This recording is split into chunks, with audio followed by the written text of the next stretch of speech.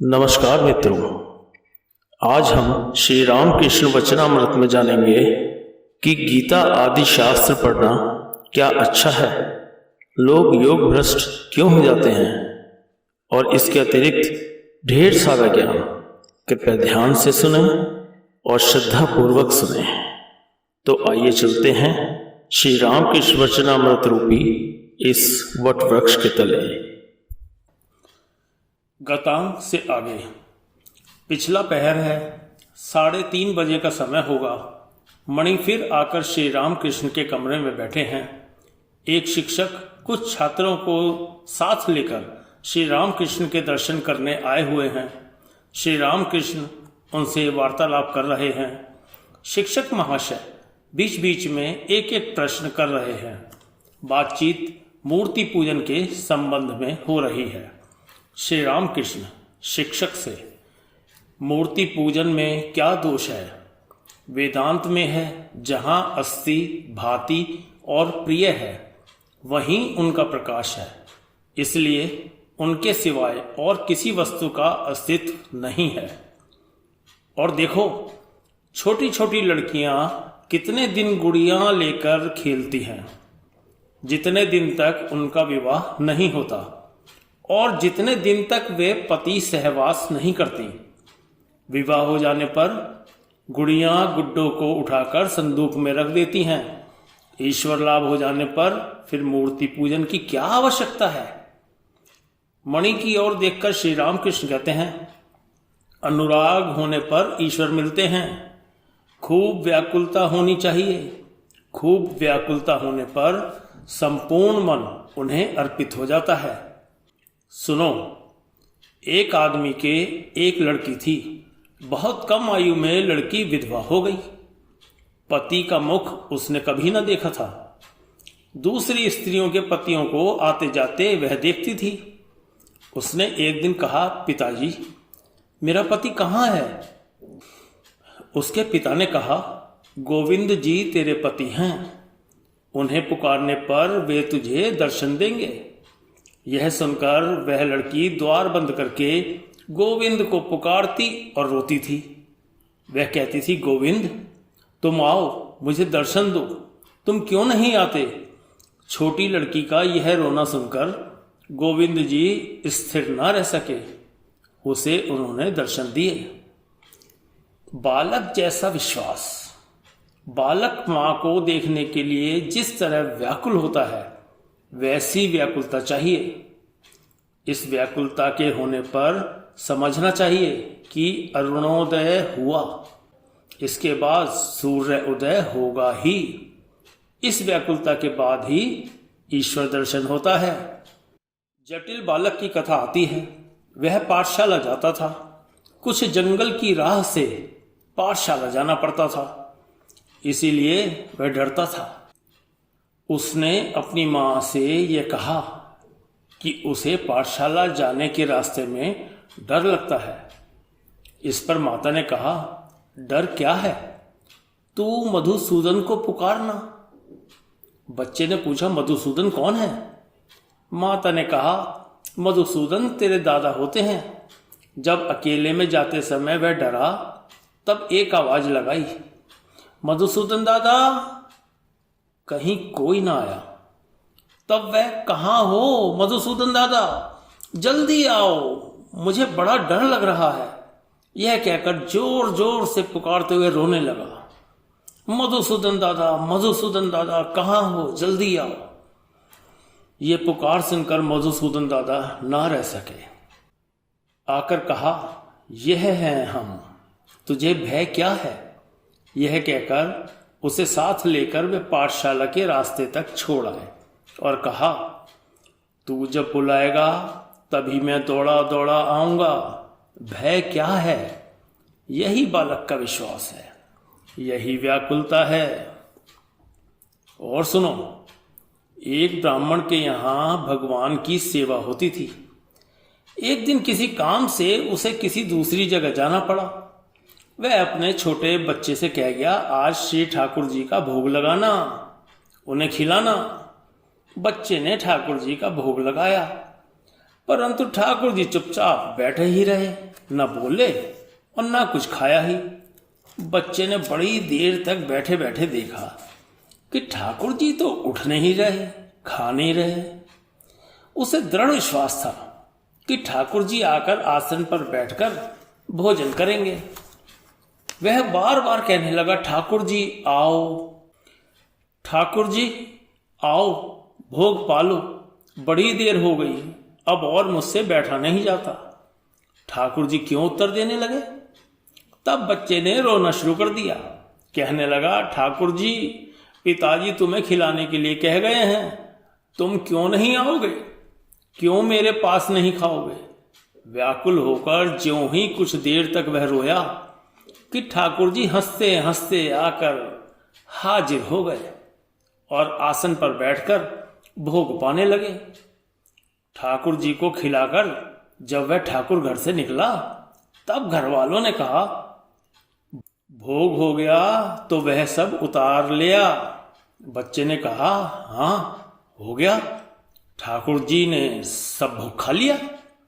उन लोगों ने कहा, अरे यह तू क्या कहता है? बच्चे ने बड़ी सरलता पूर्वक कहा, क्यों, खा तो गए हैं ठाकुर जी सब। तब घर वालों ने ठाकुर घर में जाकर देखा तो छक्के छुट गए। रात बहुत हो चुकी है। नौबत खाने के ऊपर वाले कमरे में मणि अकेले बैठे हुए हैं। आज अगहन की पूर्णिमा है।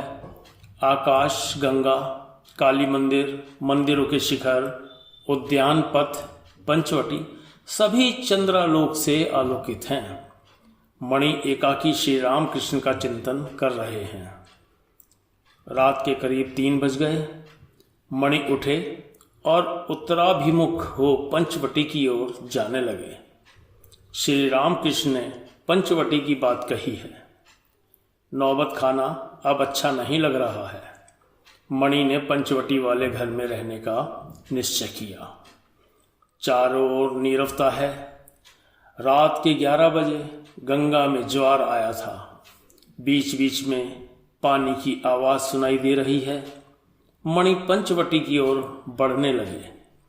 इतने में उन्हें दूर से एक आवाज सुनाई दी, मानो कोई पंचवटी के वृक्ष मंडप के भीतर से आर्त स्वर में पुकार रहा है, कहाँ हो दादा मधुसूदन, कहाँ हो? आज पूर्णिमा होने के कारण वट वृक्ष की शाखा को भेद कर चंद्र की किरणें प्रकाशित हो रही हैं। कुछ और अग्रसर होकर मणि ने दूर से देखा कि पंचवटी में श्री राम कृष्ण के एक भक्त बैठे हुए निर्जन में एकाकी पुकार रहे हैं, कहाँ हो मधुसूदन, कहाँ हो? और यह सब देखकर मणि स्तब्ध रह गए। परिच्छेद 62। आज शनिवार अगहन की कृष्णा प्रतिपदा है, 15 दिसंबर 1883। मणि दक्षिणेश्वर में श्री राम कृष्ण की पदछाया में ही रहते हैं।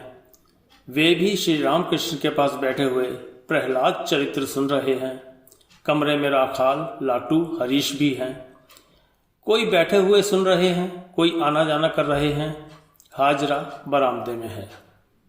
श्री रामकृष्ण प्रहलाद चरित्र की कथा सुनते सुनते भावावेश में आ रहे हैं।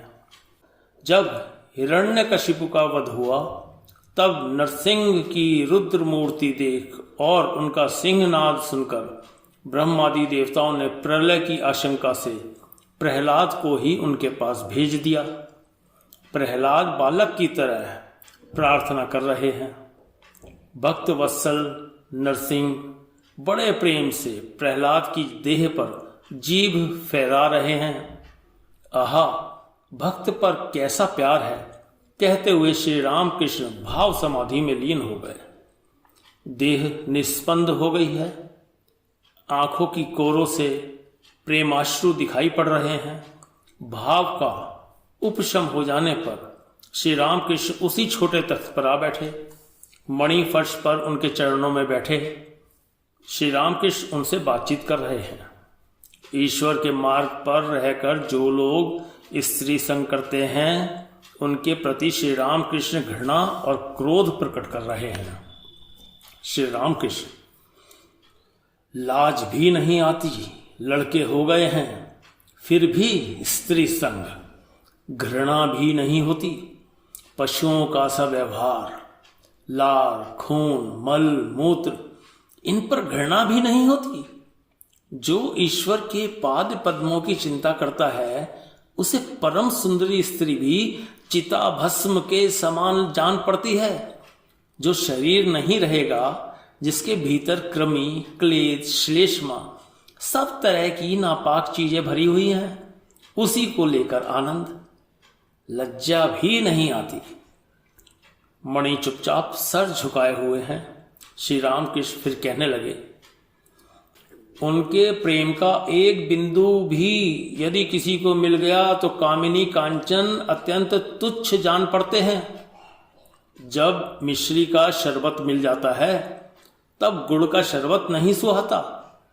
व्याकुल होकर उनसे प्रार्थना करने पर, उनके नाम गुण का सदा कीर्तन करने पर क्रमशः उन पर वैसा ही प्यार हो जाता है। यह कहकर श्री राम कृष्ण प्रेमोन्मत्त हो कमरे के भीतर नाचते हुए टहलने और गाना गाने लगे। करीब 10 बजे होंगे। श्री रामलाल ने काली मंदिर की नित्य पूजा समाप्त कर दी है। श्री रामकृष्ण माता के दर्शन करने के लिए काली मंदिर जा रहे हैं, साथ मणि भी हैं। श्री रामकृष्ण काली मंदिर से लौटकर अपने कमरे के दक्षिण पूर्व वाले बरामदे में बैठे। दिन के 10 बजे का समय होगा। अब भी देवताओं का भोग या भोग आरती नहीं हुई। माता काली और श्री राधाकांत के प्रसादी फल, मूल आदि से कुछ लेकर श्री रामकृष्ण ने थोड़ा जलपान किया। राखाल आदि भक्तों को भी थोड़ा थोड़ा प्रसाद मिल चुका है। श्री रामकृष्ण के पास बैठे हुए राखाल स्माइल की सेल्फ हेल्प पढ़ रहे हैं। श्री रामकृष्ण मास्टर से, इसमें क्या लिखा है? मास्टर, साहब फल की आकांक्षा न करके कर्तव्य कर्म करते थे, यही लिखा है, निष्काम कर्म। श्री रामकृष्ण, तब तो अच्छा है, परंतु पूर्ण ज्ञान का लक्षण है कि एक भी पुस्तक साथ न रहेगी। जैसे सुखदेव, उनका सब कुछ जिह्वा पर था। पुस्तकों और शास्त्रों में शक्कर के साथ बालू भी मिली हुई है। साधु शक्कर भर का हिस्सा ले लेता है, बालू छोड़ देता है। आज रविवार अगहन की कृष्णा द्वितीया है, 16 दिसंबर 1883। दिन के तीसरे प्रहर के 4 बजे का समय है। श्री रामकृष्ण भक्तों के साथ उसी कमरे में बैठे हुए हैं। मुखर्जी प्रणाम करके, आपके दर्शन से बड़ा आनंद हुआ। श्री रामकृष्ण, वे सभी के भीतर है, वही सोना सबके भीतर है।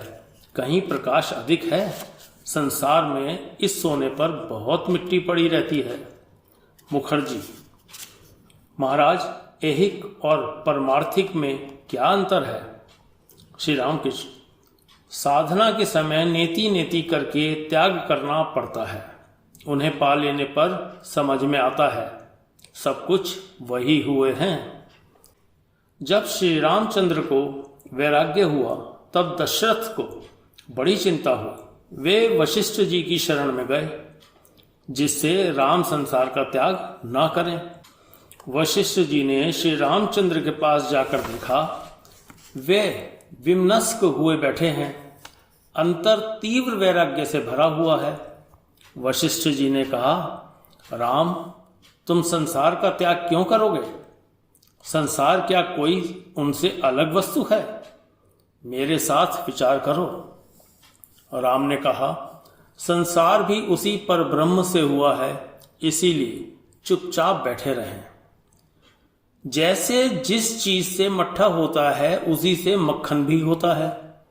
अतएव मट्ठे का ही मक्खन और मक्खन का ही मट्ठा कहना चाहिए। बड़ी कठिनाइयों से मक्खन उठा लेने पर, अर्थात ब्रह्म ज्ञान होने पर, देखोगे मक्खन रहने से मट्ठा भी है। जहां मक्खन है वहीं मट्ठा है। ब्रह्म है।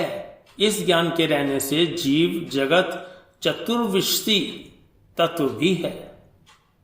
ब्रह्म क्या वस्तु है, यह कोई मुंह से नहीं कह सकता। सब वस्तुएं झूठी हो गई हैं, अर्थात मुंह से कही जा चुकी हैं। परंतु ब्रह्म क्या है, ये कोई मुंह से नहीं कह सका, इसीलिए वह झूठा नहीं हुआ। यह बात मैंने विद्यासागर से कही थी। विद्यासागर सुनकर बड़े प्रसन्न हुए। विषय बुद्धि का लेश मात्र रहते भी यह ब्रह्म ज्ञान नहीं होता। कामिनी कांचन का भाव जब मन में बिल्कुल ना रहेगा तब होगा। पार्वती जी ने पर्वतराज से कहा, पिताजी अगर आप ब्रह्म ज्ञान चाहते हैं तो साधुओं का संग कीजिए। श्री रामकृष्ण फिर मुखर्जी से कह रहे हैं, तुम्हारे धन संपत्ति है फिर भी तुम ईश्वर को भी पुकारते हो, यह बहुत अच्छा है। गीता में है, जो लोग योग भ्रष्ट हो जाते हैं वही भक्त होकर धनी के घर जन्म लेते हैं। मुखर्जी, शुचिना श्रीमंता गेहे योग भ्रष्टो अभिजायते। श्री रामकृष्ण, वे चाहें तो ज्ञानी को संसार में भी रख सकते हैं, उन्हीं की इच्छा से यह जीव प्रपंच हुआ है, वे इच्छामय हैं। मुखर्जी, उनकी फिर कैसी इच्छा, क्या उन्हें भी कोई अभाव है? श्री रामकृष्ण, इसमें दोष ही क्या है? पानी स्थिर रहे तो भी वह पानी है और तरंगे उठने पर भी वह पानी ही है। सांप चुपचाप कुंडली बांधकर बैठा रहे तो भी वह सांप है और त्रियक गति हो, टेढ़ा मेढ़ा रेंगने से भी वह सांप ही है। बाबू जब चुपचाप बैठे रहते हैं तब वे जो मनुष्य हैं वही मनुष्य वे उस समय भी हैं जब वे काम करते हैं। जीव प्रपंच को अलग कैसे कर सकते हो? इस तरह वजन तो घट जाएगा। बेल के बीज और खोपड़ा निकाल देने से पूरे बेल का वजन ठीक नहीं उतरता। ब्रह्म निर्लिप्त है। सुगंध और दुर्गंध वायु से मिलती हैं, परंतु वायु निर्लिप्त है। ब्रह्म और शक्ति अभेद है। उसी आद्या शक्ति से जीव प्रपंच बना है। मुखर्जी, योग भ्रष्ट क्यों होते हैं? श्री रामकृष्ण, कहते हैं ना, जब मैं गर्भ में था तब योग में था, पृथ्वी पर गिरते ही मिट्टी खाई। दाई ने तो मेरा नार काटा, पर यह माया की बेड़ी कैसे काटूं? कामिनी कांचन ही माया है। मन से इन दोनों के जाते ही योग होता है। आत्मा परमात्मा चुंबक पत्थर है, जीवात्मा एक सुई है। उनके खींच लेने ही से योग हो गया। परंतु सुई में अगर मिट्टी लगी हुई हो तो चुंबक नहीं खींचता, मिट्टी साफ कर देने से ही फिर खींचता है। कामिनी कांचन मिट्टी है, इसे साफ करना चाहिए। मुखर्जी, यह किस तरह साफ हो? श्री रामकृष्ण, उनके लिए व्याकुल होकर रो। वही जल मिट्टी पर गिरने से मिट्टी घुल जाएगी। जब खूब साफ हो जाएगी तब चुंबक खींच लेगा, योग तभी होगा। मुखर्जी, आहा, कैसी बात है। श्री रामकृष्ण, उनके लिए रो सकने पर उनके दर्शन होते हैं, समाधि होती है। योग में सिद्ध होने से ही समाधि होती है। रोने से कुंभक आप ही आप होता है, उसके बाद समाधि। एक उपाय और है, ध्यान। सहस्त्रार कमल मस्तक में विशेष रूप से शिव का अधिष्ठान है, उनका ध्यान। शरीर आधार है और मन बुद्धि जल। इस पानी पर उस सच्चिदानंद सूर्य का बिंब गिरता है। उसी बिंब सूर्य का ध्यान करते करते उनकी कृपा से यथार्थ सूर्य के भी दर्शन होते हैं। परंतु संसारी मनुष्यों के लिए तो सदा ही साधु संग की आवश्यकता है। यह सभी के लिए आवश्यक है, सन्यासियों के लिए भी। और गृहस्थों के लिए भी, परंतु संसारी मनुष्यों के लिए तो सदा ही साधु संग की आवश्यकता है। यह सभी के लिए आवश्यक है, सन्यासियों के लिए भी, परंतु संसारियों के लिए यह विशेषकर आवश्यक है। उन्हें रोग लगा ही हुआ है, कामिनी कांचन में सदा ही रहना पड़ता है। मुखर्जी: जी हाँ, रोग लगा ही हुआ है। श्री रामकृष्ण: उन्हें आप मुख्तारी दे दो, वे जो चाहें सो करें। तुम बिल्ली के बच्चे की तरह उन्हें पुकारते भर रहो, व्याकुल होकर। उसकी मां उसे चाहे जहां रखे, वह कुछ भी नहीं जानता। कभी बिस्तर पर रखती है तो कभी रसोई घर में। मुखर्जी: गीता आदि शास्त्र पढ़ना अच्छा है। श्री रामकृष्ण: केवल पढ़ने सुनने से क्या होगा? किसी ने दूध का नाम मात्र सुना है, किसी ने दूध देखा है और किसी ने दूध पिया है। ईश्वर के दर्शन हो सकते हैं और उनसे वार्तालाप भी किया जा सकता है। पहले प्रवर्तक है, वह पढ़ता सुनता है। उसके बाद साधक है, उन्हें पुकारता है, ध्यान चिंतन और नाम गुण कीर्तन करता है। इसके बाद सिद्ध, उसे हृदय से उनका अनुभव हुआ है, उनके दर्शन हुए हैं। इसके बाद है सिद्ध का सिद्ध, जैसे चैतन्य देव की अवस्था, कभी वात्सल्य और कभी मधुर भाव। मणि, राखाल, योगेंद्र, लाटू आदि भक्तगण ये सब देव दुर्लभ तत्वपूर्ण कथाएं आश्चर्यचकित होकर सुन रहे हैं। अब मुखर्जी और उनके साथ वाले विदा होंगे। वे सब प्रणाम करके उठ खड़े हुए। श्री रामकृष्ण भी शायद उन्हें सम्मान दिखाने के उद्देश्य से खड़े हो गए। मुखर्जी: आपके लिए उठना और बैठना। श्री रामकृष्ण: उठने और बैठने में हानि क्या है? पानी स्थिर होने पर भी पानी है और हिलने डुलने पर भी पानी ही है। आंधी में जूठी पत्तल हवा चाहे जिस ओर उड़ा ले जाए। मैं यंत्र हूं, वे यंत्री हैं। जनाई के मुखर्जी चले गए। मणि सोच रहे हैं, वेदांत दर्शन के मत से सब स्वप्नवत है, तो क्या जीव जगत, मैं, ये सब मिथ्या है? शेष क्रमशः। हमारे चैनल को सब्सक्राइब अगर नहीं किया तो ज़रूर करें, वह इस वीडियो को जिन लोगों तक आपको लगे पहुंचना चाहिए उन तक ज़रूर पहुंचाएं। मिलते हैं जल्दी। धन्यवाद।